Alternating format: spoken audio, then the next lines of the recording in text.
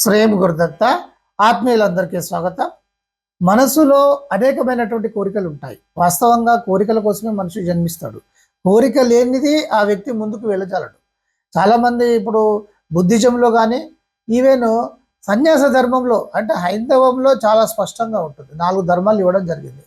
బాల్యము, యవ్వనము, కౌమారము, వృద్ధాప్యం అని చెప్పేసి ఈ 4 వయసులలో ఉండేటువంటి విధానాలు ఏ వయసులో ఏది చేయాలనేటువంటి చాలా స్పష్టంగా సనాతన ధర్మంలో చెప్పడం జరిగింది. ఇది కేవలం సనాతన ధర్మంలో మాత్రమే చెప్పడం జరిగింది. కోరికలు మనిషికి ఉంటేనే ముందుకు వెళ్తాడు, కోరికలు ఉంటేనే ముందుకు వెళ్తాడు, కోరికలు లేకపోతే వెళ్ళడు. కోరికలు ఉంటేనే జీవుడు అవుతున్నాడు, కోరికలు లేకపోతే దేవుడు అవుతున్నాడు. అసలు కోరికలు ఏమీ లేవు అనుకున్నప్పుడు మీరు ముక్తి పొందినట్టే. కోరికలు లేనటువంటి జీవితంగా ఉంటున్నారు అంటే మీరు ముక్తిని పొందినట్టే. ఇది గుర్తుపెట్టుకోండి. అయితే మనం ముందుకు వెళ్ళాలంటే 200% కోరికలు ఉండి తీరాలి. కోరికలు మనిషికి అవసరము. అంటే సంకల్పాన్ని, అంటే ఏ కోరిక అయితే కావాలని మీరు అనుకుంటున్నారో దానికి సంబంధించినటువంటి విధి విధానాలు అన్నీ కూడా పట్టుకొని నిర్మాణం దిశగా మనం వెళ్ళినప్పుడే కోరికలో నిర్మాణం అనేటువంటిది జరుగుతుంది. అవి సాకారం కావడము, మన జీవితంలోకి రావడం అనేటువంటిది జరుగుతుంది. కనుక కోరికలు ప్రతి మనిషికి ఉండాల్సిందే. ఎప్పుడు ఉండకూడదు అంటే అది ఒక వృద్ధాప్యం ఒక దశ వస్తుంది అనుకోండి, కౌమార దశ ఎండింగ్ వస్తుంది అనుకోండి, అప్పుడు కోరికలు ఉన్నా మీకు ప్రాబ్లం అవుతుంది. తినాలని అనుకుంటే అరగదు కదా. ఏదైనా చేయాలనుకుంటే మన శరీరం సహకరించకపోవచ్చు. అఫ్కోర్స్ ఒక గట్టి దృఢమైనటువంటి సంకల్పం ఉంటే అది అది వేరే విషయం. అది ఎక్కడో వెయ్యిలో ఒకరికి ఇద్దరికే ఉంటుంది. అలా ఉంటేనే మీరు ముందుకు వెళ్తారు. ఉండాలనే కోరుకుంటున్నాను. ఇక్కడ చాలా స్పష్టంగా మీకు చెప్పేది ఏంటంటే మీరు ముందుకు వెళ్ళాలంటే కోరిక అనేటువంటిది ఉండాలి. కోరిక లేకుండా కోరికలను వదిలిపెట్టండి. బుద్ధిజంలో ఏం చెప్తారంటే కోరికలను వదిలిపెట్టండి. కోరికలను వదిలిపెడితే మనిషి ఏమవుతాడు? ముందుకు వెళ్ళడం అనేటువంటిది ఉండదు. ఏ కోరిక లేకపోతే ఏం చేస్తాడు? మిమ్మల్ని ముందుకు తీసుకువెళ్ళేది ఎవరు అనుకుంటున్నారు? కోరికలే, సంకల్పాలే. కోరికను ఖచ్చితంగా నెరవేర్చుకోవాలి అనేటువంటి ఒక దృఢమైనటువంటి విధానమే సంకల్పం అంటారు. ఈ సంకల్పాన్ని పట్టుకొని ముందుకు వెళ్తేనే మీరు ఏదైనా సాధిస్తారు. ఈ సంకల్పం లేకపోతే మీరు ఈ సంకల్పం లేకపోతే మీరు ముందుకు వెళ్ళలేరు. ఈరోజు ఈ పని చేయాలి ఖచ్చితంగా అనుకున్నప్పుడు ఉదయం లేసి మీరు తయారవుతూ ఉంటారు, ప్రిపేర్ అవుతూ ఉంటారు. లేకపోతే హాయిగా తిని ఇంట్లో కూర్చుంటూ ఉంటారు. మీరు గుర్తుపెట్టుకోండి, సంకల్పం అనేటువంటిది చాలా చాలా చాలా ముఖ్యమైనటువంటి అంశం. మనిషికి కోరిక ఉండాలి. రకరకాలైనటువంటి కోరికలు ఉంటాయి. మరి మనో సంకల్పంలో ఎన్నో కోరికలు ఉంటూ ఉంటాయి కదా. ఆ కోరికలు అన్నిటినీ కూడా మనం వన్ బై వన్ నెరవేర్చుకుంటూ వెళ్ళిపోతూ ఉంటే మీరు ఇన్ఫీరియారిటీ కాంప్లెక్స్ నుండి బయటపడతారు, సమస్యల నుండి బయటపడతారు. మీలో ఎనర్జీ అనేటువంటిది తయారవుతూ ఉంటుంది. మీరు నెక్స్ట్ ఇప్పుడు ఒక 4 సంకల్పాలను మీరు నెరవేర్చుకున్నారనుకోండి, 4 కోరికలను స్ట్రాంగ్గా నిర్మాణం చేసుకుంటూ వెళ్ళిపోయారు అనుకోండి, ఇక ఆ తర్వాత కోరికలన్నీ కూడా నెరవేర్చడానికి ఒక ఎనర్జీ మీలో క్రియేషనే ఆటోమేటిక్గా ఉంటుంది అందులో. కానీ నైరాశ్యంలో ఉన్నారనుకోండి, సో ఇప్పుడు ఏం చేస్తాంలే అనేటువంటి ఒక విధానంలో కనుక ఉన్నట్టయితే మిమ్మల్ని వెనక్కి లాగేటువంటి ఎనర్జీ క్రియేషన్ అయి ఉంటుంది. అదే నెగటివ్, ఇంకా ఏం లేదు. అయితే ఇక్కడ మీకు ఒకటి చాలా స్పష్టమైనటువంటి విషయం చెప్తున్నాను. మనిషికి భావనా శక్తి అనేటువంటిది ఉంటుంది. మనిషికి అంటే మంత్ర విధానము లేకుండా, కుండలి సాధనం లేకుండా, ఏది లేకుండా ఏ వ్యక్తి అయినా సరే ఏ మతంలో అయినా కూడా ముందుకు వెళ్తున్నాడు అంటే అతని యొక్క భావనా శక్తి చేతనే ముందుకు వెళ్తాడు. మొట్టమొదట పట్టుకోవాల్సింది భావనా శక్తినే. ఈ భావనా శక్తిని నిర్మాణం చేసుకుంటూ వెళ్ళాలి వాస్తవంగా. అయితే మీలో మీరు ఆలోచన చేస్తే ఒక శక్తి బయటకు వస్తుంది. మీ కోరిక పెట్టుకున్నా ఒక శక్తి వస్తుంది. మీరు ఆవేశంగా ఉన్నా ఒక శక్తి వస్తుంది. మీరు కోపంగా ఉన్నా ఒక శక్తి వస్తుంది. అందుకని అంటే మీలో నుండి ఉత్పన్నంగా అంటే ఆ సంచలనం కలిగినటువంటి ప్రతిదీ కూడా ఒక శక్తిగా మారి అది బయటకు రావడం జరుగుతూ ఉంటుంది. ఇది కైనటిక్ ఎనర్జీగా మారుతుంది. మీలో అనంతమైనటువంటి పొటెన్షియల్ ఎనర్జీ ఉంటుంది. మీలో నుండి భావనా శక్తి రూపంలో ఒకటి, మంత్ర రూపంలో ఒకటి, కుండలిని రూపంలో ఒకటి, ఎనర్జీస్ అన్ని కూడా బయటకు రావడం జరుగుతూ ఉంటుంది.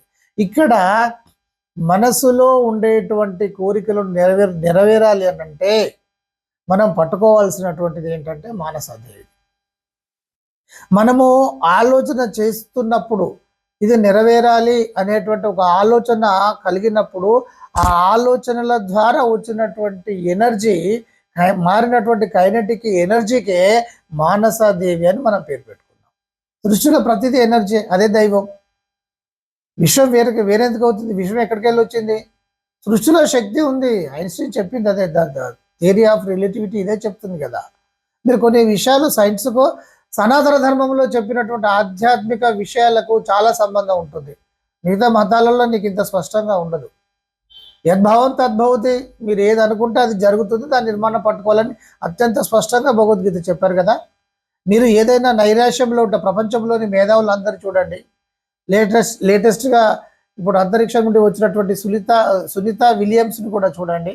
మీరు ఎవరైనా చూడండి, టాప్ పొజిషన్లో ఉండేటువంటి అత్యంత గొప్ప స్థితిలో ఉన్న వ్యక్తులందరినీ మీరు చూడండి, వాళ్ళు భగవద్గీత గురించి చెప్తారు. ఎందుకు చెప్తారు? భగవద్గీత కనుక మనము చదివినట్టయితే ప్రశాంతత వస్తుంది. ఏ సమస్యను ఏ విధంగా మనము సాల్వ్ చేసుకోవాలి, ఏ విధంగా మనం ముందుకు వెళ్ళాలి అనేది తెలుస్తుంది. మనసును ఎలా కంట్రోల్ చేసుకోవాలో తెలుస్తుంది. ఇత్యాది చాలా విషయాలన్నీ కూడా నేను భగవద్గీత పట్టుకుంటే నేను ఈ విజయాన్ని సాధించానని చెప్తారు. కానీ ఇంకొకటి చెప్పడం అనేటువంటిది మీకు ఎక్కడైనా కనిపిస్తుందని మీరు చూడండి. అదే ఒక టాప్లో వెళ్ళినటువంటి వాళ్ళందరినీ. అయితే ఇక్కడ ముఖ్యమైనటువంటి విషయం ఏంటంటే, మనోఫలకంలో కలిగినటువంటి ఆలోచనల ఆధారంగా పుట్టినటువంటి ఆ శక్తికే మానసాదేవి అని చెప్పేసి. కనుక మనసులో ఉండేటువంటి కోరికలు ఏదైనా సరే నెరవేరాలి అంటే, ఇప్పుడు నేను చెప్పబోయేటువంటి మంత్రాన్ని రోజు ఒక 11 మాలలు చొప్పున మీరు 11 రోజులు కానీ లేదా 21 రోజు కానీ నాన్ స్టాప్గా మీరు చేసుకుంటూ వెళ్ళండి. ఏ కోరిక అయితే ఉంటుందో నాకు ఈ కోరిక ఉందని చెప్పేసి సంకల్పంలో పెట్టుకొని, మానసాదేవి అంటే ఇక్కడ చాలామంది అంటూ ఉంటారు, గురుగారు మేము కాళీమాతను పూజిస్తున్నాము, కాళీమాత పటాన్ని తీసుకొచ్చుకొని పెట్టుకున్నాము, లేదా లలితమ్మ వారి ఫోటో పెట్టుకున్నాము. ఇలా రకరకాలుగా ఏ దేవి లేదా దేవతను కనుక మనం పూజించడం అనేటువంటిది చేస్తే ఆ దేవి యొక్క ఫోటో తీసుకొచ్చి పెట్టుకోవాలా అని అడుగుతూ ఉంటారు. వాస్తవం ఏంటంటే బిడ్డ, మనం దీపారాధన చేస్తే ఆ వెలుగే, ఆ జ్యోతే సమస్తం అందులోనే సమస్తం ఉంటుంది. ఇక లేదా ఏదైనా ఒక అమ్మవారి ఫోటోని కనుక మీ ఇంటిలో ఖచ్చితంగా లక్ష్మీదేవిది కానీ లలిత అమ్మవారిది కానీ ఎవరిదో ఒకటి ఉంటుంది. ఈవెన్ గ్రామ దేవతకు సంబంధించిన ఫోటో ఉన్నా కూడా శక్తి అంతా ఒకటే కాబట్టి నమస్కారం చేసేసుకొని ధూపదీప నైవేద్యాలు ఇచ్చేసేసి అక్కడే మళ్ళీ మానసాదేవి ఫోటోలు ఇవన్నీ తీసుకొని మనం పెట్టుకోవాల్సినటువంటి అవసరం లేదు. మనం దీపారాధన చేసి ధూప నైవేద్యం అంతే. దీపము అంటే నాకు తెలిసిందే కదా, దీపారాధన చేయడము. ధూపము అంటే అగరబత్తులు వెలిగించండి. ఇక మీరు ఎక్కువగా ఏదో ఒకటి మీకు బాగా నచ్చినటువంటిది వాడండి రెగ్యులర్గా. ఎందుకంటే ఇప్పుడు స్మెల్ కోసం, వాసన కోసము రకరకాల కెమికల్స్ కలిసినటువంటి అగరబత్తులు ఇలాంటివి అన్నీ వస్తున్నాయి. సో మనం పీల్చుకుంటే రెగ్యులర్గా ఎక్కువ సాధన చేసేటువంటి వాళ్ళు రెగ్యులర్గా పెట్టుకుంటూ చేస్తే మన ఊపిరితిత్తులకు ఇబ్బంది అయ్యేటువంటి అవకాశం ఉంటుంది. కనుక ఏదో ఒక అగరబత్తి పెట్టేసేసి దండం పెట్టుకోండి. తర్వాత నైవేద్యం అంటే మీరు దానికోసం శ్రమించాల్సినటువంటి అవసరం లేదు. కొంత చక్కెర లేకపోతే ఒక బెల్లము అక్కడ పెట్టేసి లేదా ఎండు ఖర్జూరం అక్కడ పెట్టి నమస్కారం చేసేసి డైరెక్ట్గా సంకల్పం చెప్పేసి మంత్రం చేసేసుకోవడమే. ఇది అన్నిటికీ ఇదే వర్తిస్తుంది బిడ్డ. ఇక మనం ఫోటోలు కానీ ఇటు తిరిగి అటు తిరిగి మీరు ఇబ్బంది పడాల్సినటువంటి అవసరం లేదు. రోజుకు 11 మాలల చొప్పున జపమాల ఉంటుంది కదా. మాల అంటే ఈ పూలమాల వేయడం కాదు, అది కూడా అడిగారు నన్ను. పూలమాల నా గురుగారు ఈ మాల తీసుకురావాలా ఆ మాల తీసుకురావాలా అని. అంటే అంత ఇన్నోసెంట్గా కూడా ఉన్నారు. మీరు జపమాల, తులసిమాల, అన్నిటికీ కూడా తులసిమాల శ్రేయస్కరం, తులసిమాల తీసుకోండి. హాయిగా కూర్చొని ఆ జపమాలను అంటే ఒకసారి చేస్తే మీకు 108 టైమ్స్ అయినట్టు అవుతుంది. అలా 11 మాలలు చేయాల్సిందే. ఇలా మీరు 11 రోజులు కానీ ఆ తర్వాత 21 రోజు కానీ చేయండి. 11 రోజుల వరకే మీరు పెట్టుకున్నట్టయితే 11 రోజుల తదనంతరం ఒక మాల చేస్తే సరిపోతుంది. అయితే ఈ మధ్యలో మీరు చూసుకోండి, ఏది ఆడపిల్లలు కనుక అయినట్టయితే మీకు పర్సనల్ ప్రాబ్లమ్స్ అనేటువంటివి ఉంటాయి కదా, మీరు అది చూసుకొని మొదలు పెట్టుకోండి 11 డేస్. లేదా అలా అయితేనే మీకు మంచిది. లేదంటే మన మధ్యలో కూడా 21 డేస్ అయితే మనం 5 డేస్ లేదా మీకు ఉండేటువంటి విధానాన్ని బట్టి ఆ రోజులను ఆపేసేసి మళ్ళీ నెక్స్ట్ కూడా మీరు అది కంటిన్యూషన్ చేసుకోవచ్చు. అంటే ఇది ఎక్కువ రోజులు అయితే 21 రోజు వరకు అయితే, లేదంటే మీరు శుభ్రంగా 11 రోజుల వరకు చేసేసుకొని అంతే. మీరు మంత్రం చేసేసుకొని తర్వాత ఒక మాల చొప్పున మీరు జపించుకుంటూ వెళ్ళిపోండి. ఖచ్చితంగా కోరిక నెరవేరడం అనేటువంటిది జరుగుతూ ఉంటుంది. అది మీరు ఇలా చేయండి.